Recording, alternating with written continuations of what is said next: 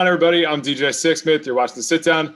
We got very special guests. The one and only E-40 is here with us. Earl Stevens is up, man. How are you? Hey, buddy. How you doing?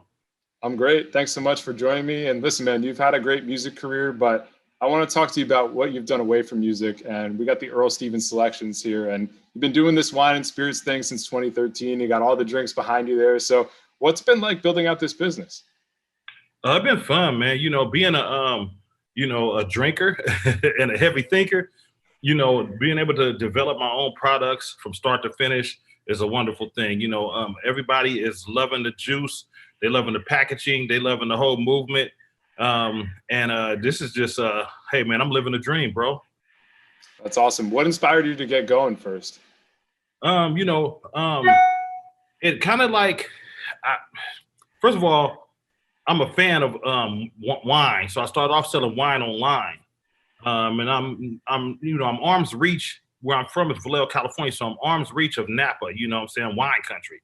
You know what I'm saying? So I started developing my own product. I came in with the Function Red blend, which is what I have right here. The Function Red blend. I'm drinking that now. And there you go. Very nice. The Mango Scotto and the Mango Scotto and the Moscato.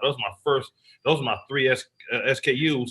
And then I went on and started making more. Then I ended up doing RTDs, ready to drink premix cocktail drinks. Started off with Slurricane Hurricane, which is one SKU. Then I ended up doing Yellowbird Slurricane, a Blue Lagoon Slurricane, a Sweet Tea Slurricane, and coming soon Tokyo Tea, and many more.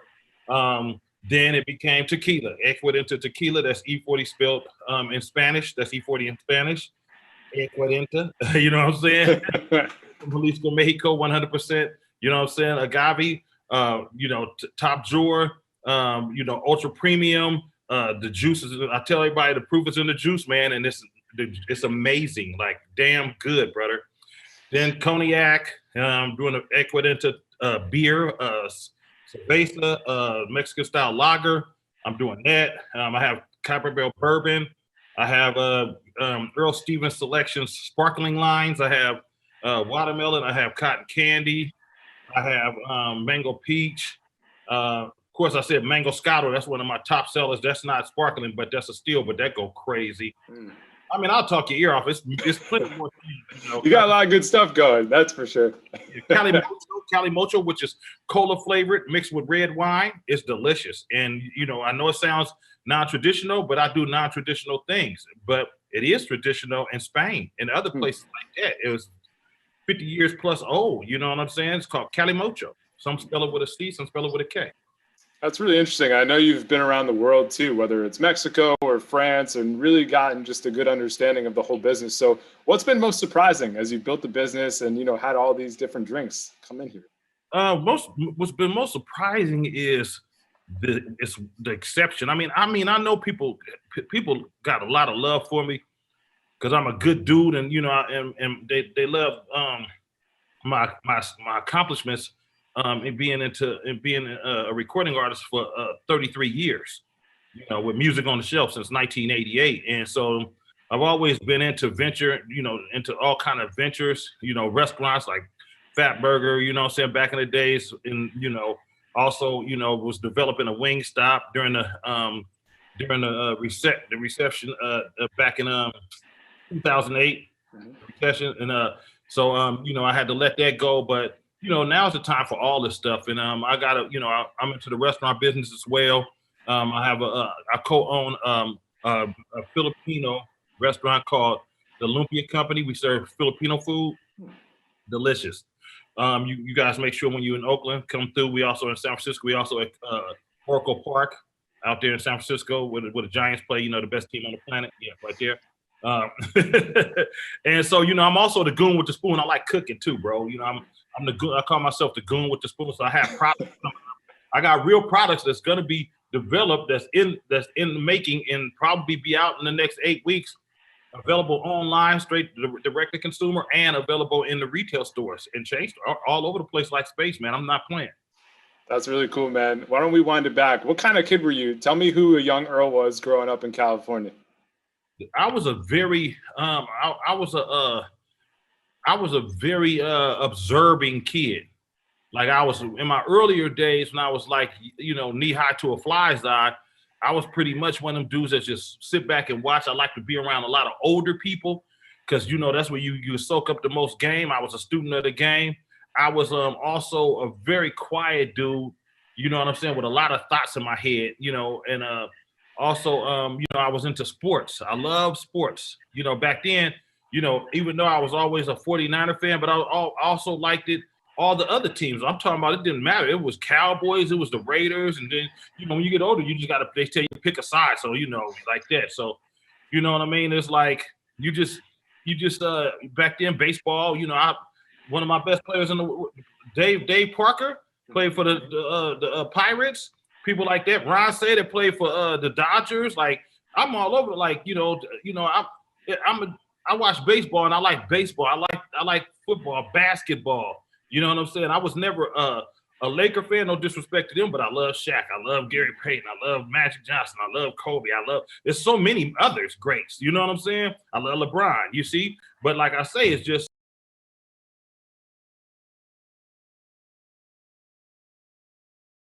could have been in the pros playing baseball because I used to throw heat. I was throwing at least 87 when I was in Little League. Like, I know it was like 80 something. You know, that's pretty damn good. You feel me? So absolutely. I had a mean curveball that my granddaddy taught me. You know, Mississippi, Mr. Stevens. He taught me the coldest curveball ever, and I probably still can throw that thing and strike some folks out. But it was it come right at you and just drop like.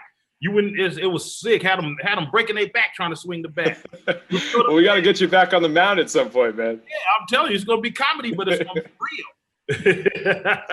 Well, clearly you're somebody that was observing all these people around you, right? And I'm sure that really benefited you in the music world because, like you said, you've been doing this for over 3 decades. So, how does the persona E-40 begin, and how did you first get going with your music career?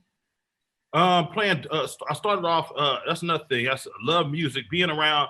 My mom and my dad, you know, my mom, she was into church and everything. So I got a lot of, you know, Christian in me as well. Cause my mom, she's 1 out of 11 kids, you know what I'm saying? Same mama, same daddy, you know, my granddaddy, Reverend Thurman, he was a preacher. So he had all these daughters so talented, didn't take piano lessons and nothing. They know how to play piano, all kind of instruments, sing their butts off. My daddy coming from Mississippi, Kenton, Mississippi, you understand me? He know how to play the guitar, saxophone, all that stuff. Very talented. He know how to do pretty much anything there is to be done, from carving to painting to everything. And so I got a lot of that in me. And you know, I started off playing band, being in a band in the 4th grade. And once I did that, it was like, okay, boom. Look, man, I'm gonna stay in this because, you know, back then they didn't have Pro Tools and all that stuff. So I stayed in it to the 12th grade. That's how much I love music. I played the drums. You know, me and many other rappers people don't know of. You know what I'm saying? I mean, they know of the rappers, but they don't know what they've done. You know what I'm saying? But so I ended up going to Grambling State University in 1986.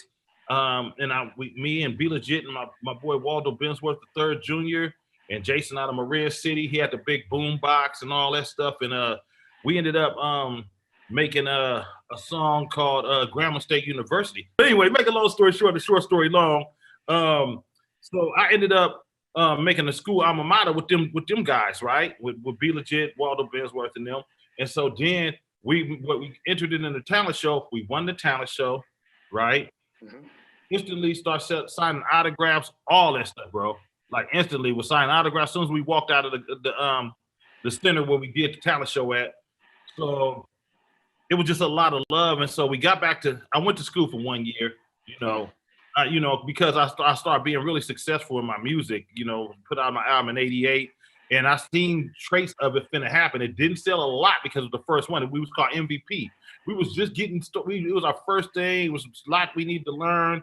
And so, you know, we changed our name to The Click right then and there. So in 1989, late 88, 89, that's when we came with Left Side, you know, Mr. Flamboyant came out, and then we came with Left Side, and came with Down and Dirty, and it just didn't stop.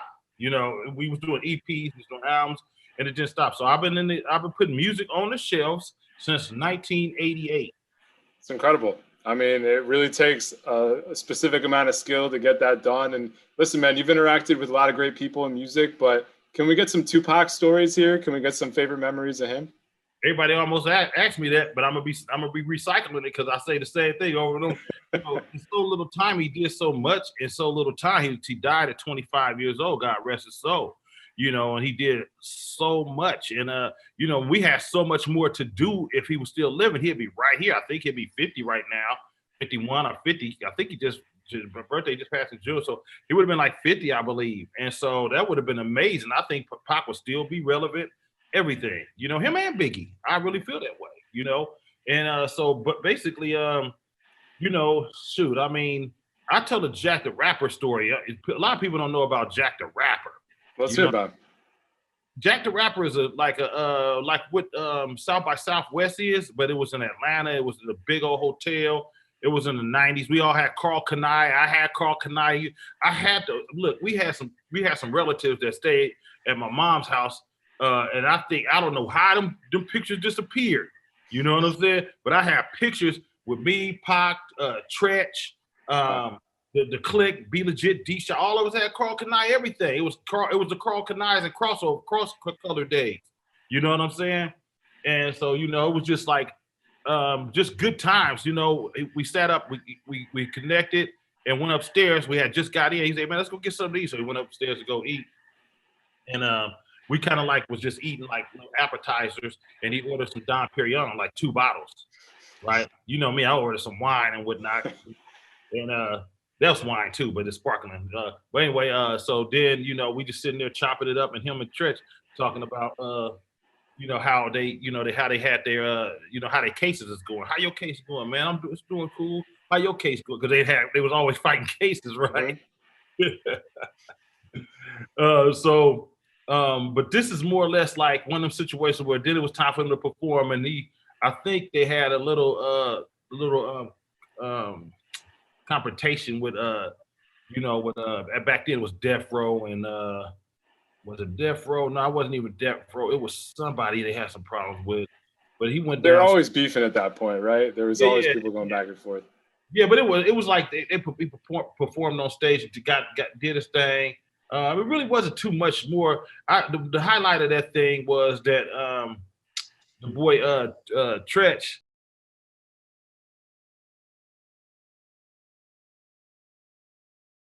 So he would, you know, this is I don't know if you want me telling this, but I'm gonna tell it anyway because it was the early 90s, it was like 94 or something like that, 93 or something like maybe 93 I believe.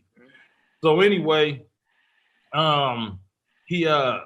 we upstairs and they finna go downstairs, you know, just for, you know, and you know, we couldn't have guns in there, you know what I'm saying? So he picked up a butter knife and slid it under his jacket. That was his weapon, a butter knife. He was, you know, hey, he just slid it under. He just butter knife, slid it under his jacket, and it was like, yeah, this, you know, just in case, you know. I say this boy a fool. So that's a classic. I switched that to that. So you know what I'm saying? I hear you've seen a little bit of everything, which is cool. And I think go ahead. I seen it all, man. I done seen it all in my days, man. I done weathered the storm. I done been through every generation of hip hop. I done seen everything. It's so much that I know that it's so many things that the artists before the new artists they did it already, and along with me, it's just they wasn't documenting history like that back then. You know, it was all textbook. It was books. It wasn't you didn't have internet to save all the data and all this stuff and all the great memories and stuff like that. We couldn't just pull out a phone and start recording, you know, anywhere. I mean, I wish we could. I wish they would have. I wish we had phones when I was on Magazine Street in the 80s. We was tycooning, young tycoon. You know what I'm talking about? It's just, you know, moving around in the V and all through the Bay Area. You know what I'm saying? I had Mossy. You feel me? So anyway, I'll let you finish talking. I'll talk your ear off, man. No, you're good, man. I love all the stories. I want to hit a couple songs in the 2000s. You and Dat was a great one for you. Snap Your Fingers. What do you remember about those two jams? I remember Snap Your Fingers. I told you and that story before, but I remember Snap Your Fingers was we made that a little bit before. We made that before Tell Me When to Go, me and Lil Jon. We got to get it on the keyboard. Killed it, right? I say, yeah, because this is during my session for my album, right? He would TBT Records or TBT back then. I think it was called TBT. And so he was like, I say, dude. He say, this, I'm gonna say this one for me right here. This is gonna be for me. No, it ain't. It's for me. This is during my session. You know what I'm saying? We put Sean Paul on there, you know, from Atlanta. And it was like, it was jamming. And so we put that out. It never, if you ever notice, it never went to any album really. It never went on my album. If it would have went on to Ghetto Report Card may have been the greatest album of all time because it's already one of them ones. It's just it was so many slaps on Ghetto Report Card. If anybody go back and listen to that shit, they're gonna be like, man, this shit was amazing. I always said it was my In a Major Way of the 2000s, you know, on a whole nother different scale. It changed the West Coast way of, you know, their energy.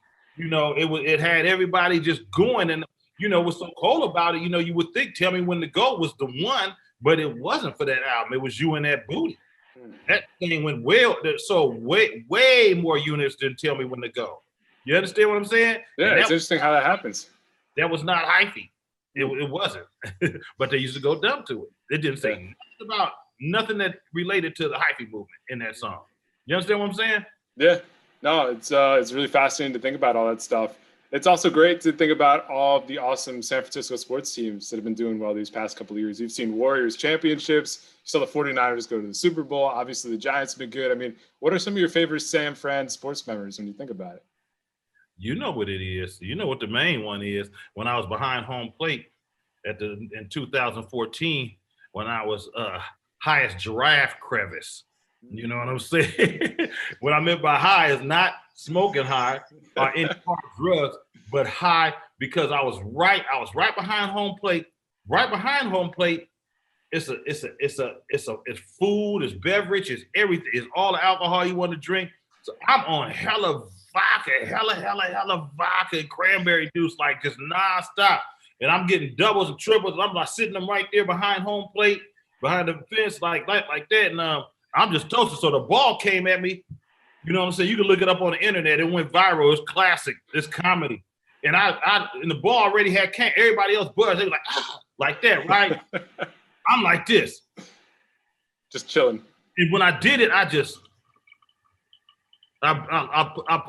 like I was catching the ball and I did it hella seconds late. My reaction was hella slow, like, and the ball had already hit it's comedy. So anyway, that was my highlight. And then just talking Big Bronco to my man, Travis O'Gwen, the CEO and founder of Strange Music, and my man Tech Nine, them, we all together, you know, they invited me out. And that was really like the beginning of me being front row 40. Because from there, you know, I had people, you know, you can't buy that kind of, you know, promotion. You know what I'm saying? Because it was worldwide, it was national TV. You know? Absolutely, yeah. And so I was like, you know what? I better start hitting all the sporting events and making sure that I'm, you know, prime time seats. I need to be courtside at the games. I need to be on the 50-yard line.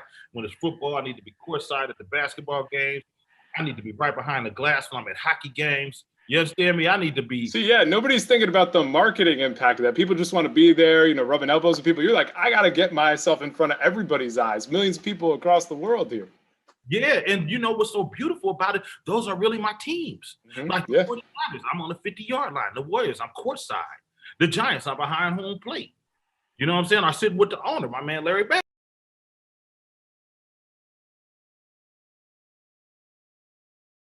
You know, you know, they got a big mirror with a Sharks play of me on the wall in awesome. San Jose.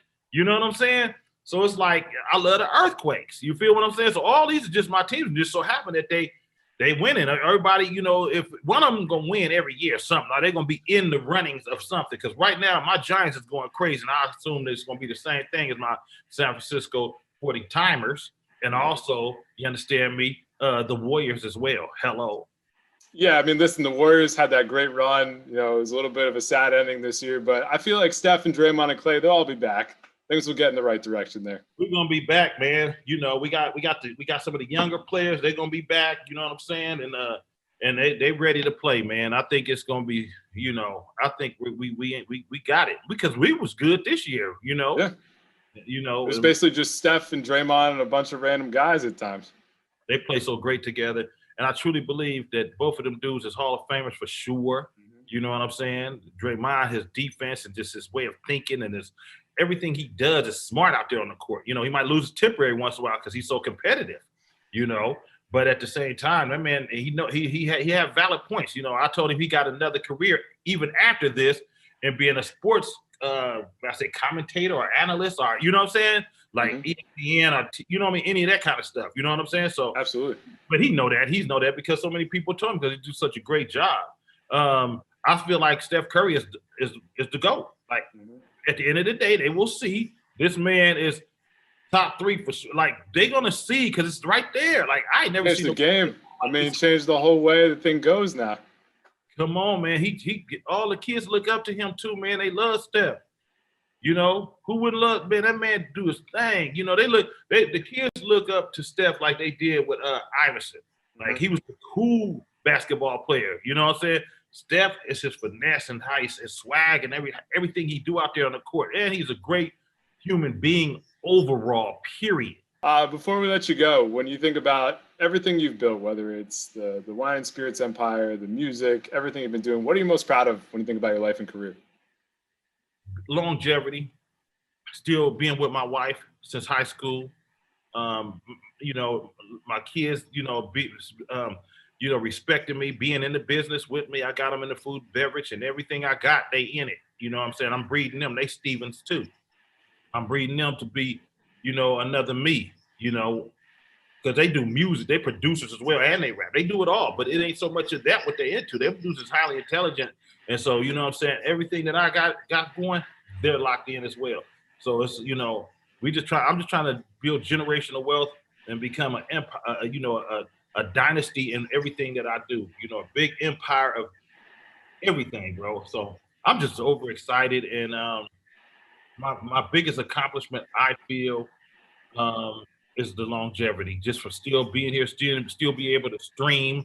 I stream just as much as, you know, some of the newer rappers. You know, it might not be, you know, millions, but I stream it. I make a nice change per month, you know, just on my catalog. And you know, people love my music still. I'm ahead of my time. I've always been ahead of my time, and I'm always come different. I'm not gonna be like everybody else. I'm gonna fit in. I might do some music similar as far as the way the music sound is going, but it'll never be another E-40. I'm too throw like a frisbee, bro. That's a perfect place to leave it. E-40, really nice to meet you, man. Thanks for the time and best of luck going forward, all right?